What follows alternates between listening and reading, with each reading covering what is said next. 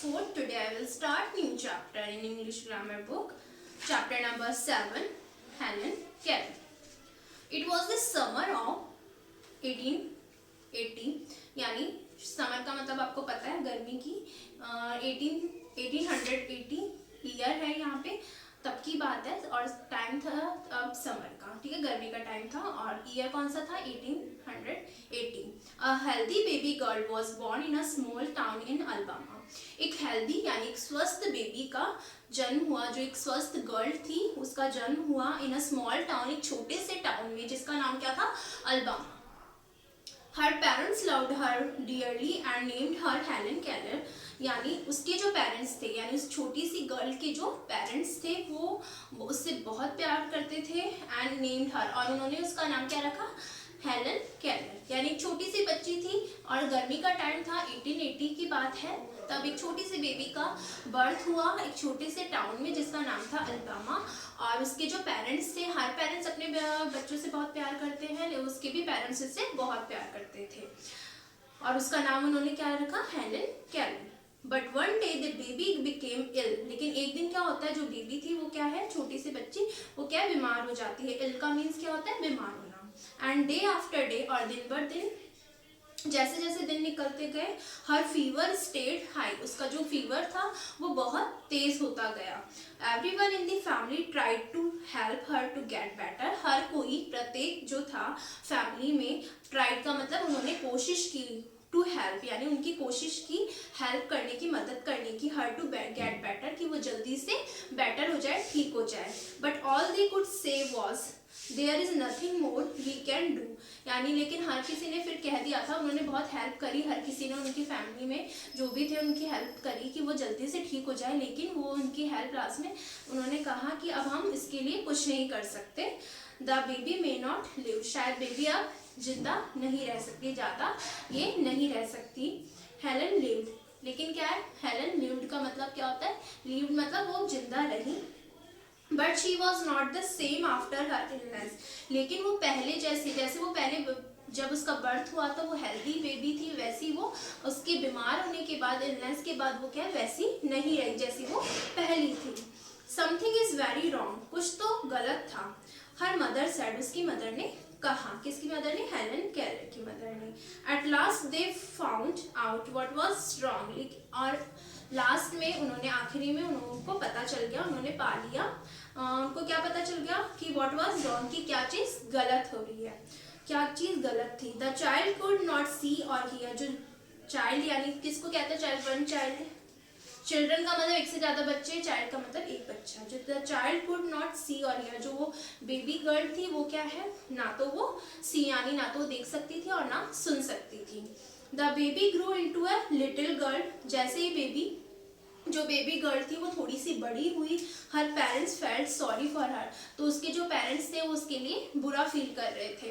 Helen often cried and held her on to her mother. Helen हमेशा ज़्यादातर time रोती रहती थी और अपने माँ को पकड़े रखती थी. Give the poor child what she wants her father would say. उसके फादर उससे कहते थे, मतलब कहते थे कि उसको जो भी चाहिए वो उसे दे दो. तो हेलन कुड नॉट हियर और सी, he or she was a bright little girl.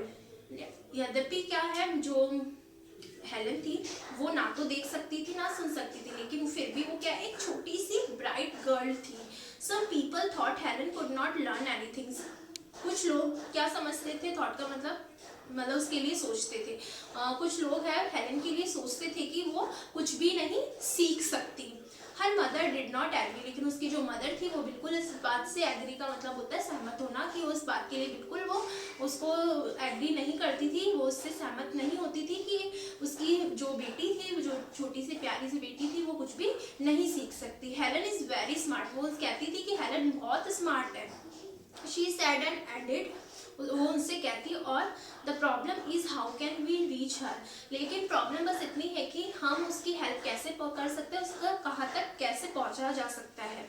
She is locked up inside her self. वो बस अपने आप के, उसके अंदर बस कुछ चीज़, लॉक का मतलब बंद है, मतलब कुछ चीज़ ऐसी है उसको हमें मतलब देखना पड़ेगा, हमें चीज तक कैसे पहुंच सकते हैं जिससे वो सारी चीजें सीख सकती है, बस हमें इस चीज की जरूरत है।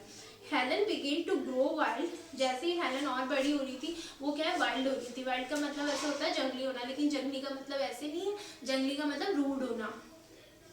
She would not let anyone comb her hair, वो किसी को भी अपने बालों को मतलब क्या है बनाने नहीं देती थी, कंघी नहीं करने देती थी अपने बालों में किसी को भी। Her clothes were always dirty, उसके जो कपड़े थे, क्लोथ्स थे, वो हमेशा क्या ज्यादातर क्या मतलब जो उसके ऑलवेज यानी हमेशा क्या रहते थे, डर्टी मतलब गंदे रहते थे। She was often angry, और वो ज्यादातर हमेशा हर टाइम क्या गुस्से में रहती थी।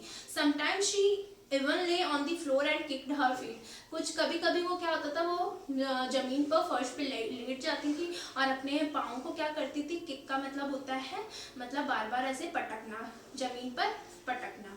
Her parents thought that they should find a teacher for her, हर उसके पेरेंट्स जो है वो सोचते थे कि इसके लिए एक टीचर ढूंढनी चाहिए। Miss Sullivan, a young teacher, agreed to help Helen to learn to see the world, miss Sullivan जो एक यंग टीचर थी उन्होंने हामी भरी कि वो उसकी हेलन की मदद करेगी उसको दुनिया दिखाने में, यानी उसको सारी चीजें वो सिखाएगी।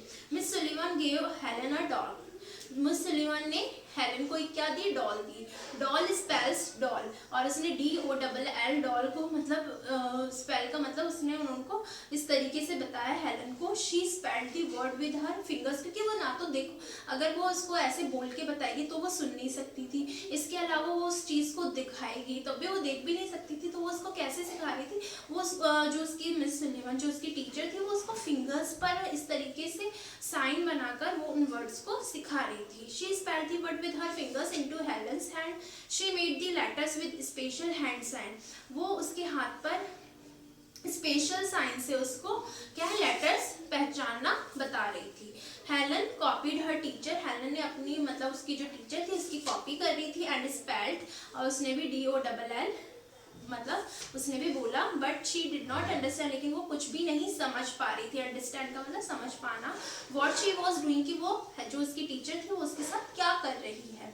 हेलन लाइक मिस सुलिवन, जो हेलन थी वो अपनी टीचर सुलिवन मिस सुलिवन को बहुत पसंद करती थी। She was strict but kind, वो स्ट्रिक्ट थी कठोर थी, मतलब जो उनको करवाना था उससे हेलन से वो उसको लेकर स्ट्रिक्ट भी थी, बट वो काइंड भी थी। काइंड का मतलब दयालु, नेचर वाइज अच्छी भी थी वो। She spelled a lot of words for Helen, उन्होंने बहुत सारे ऐसे वर्ड्स हेलन को उसकी फिंगर्स पर बनाकर उसको सिखाए। ऑन हर हैंड, उसके हैंड पर, डे एंड नाइट, दिन और रात, टू मेक हेलन अंडरस्टैंड, जिससे क्या है हेलन उन वर्ड्स को समझ सके। One day her teacher made Helen put her hand into running water, एक दिन जो उसकी टीचर थी उसने हेलन का हाथ क्या है एक रनिंग यानी बहते हुए पानी में डाला। देन शी स्पेल्ड वाटर, और उसके बाद उन्होंने वाटर मतलब वो वाटर वर्ड को उसको सिखाना चाह रही थी। Suddenly Helen understood that water mean, अचानक से जो है हेलन समझ गई कि वाटर का मतलब होता है समथिंग वेट, कि कुछ गीला। Running over her hand, she understood that words were the most important things in the world, जिससे क्या वो समझ गई कि जो दुनिया में है वो उनमें वर्ड्स समझना बहुत ही ज़रूरी है। Words would tell her everything, जो शब्द होते हैं जो वर्ड्स होते हैं वो टेल हर यानी वो सब कुछ बताते हैं।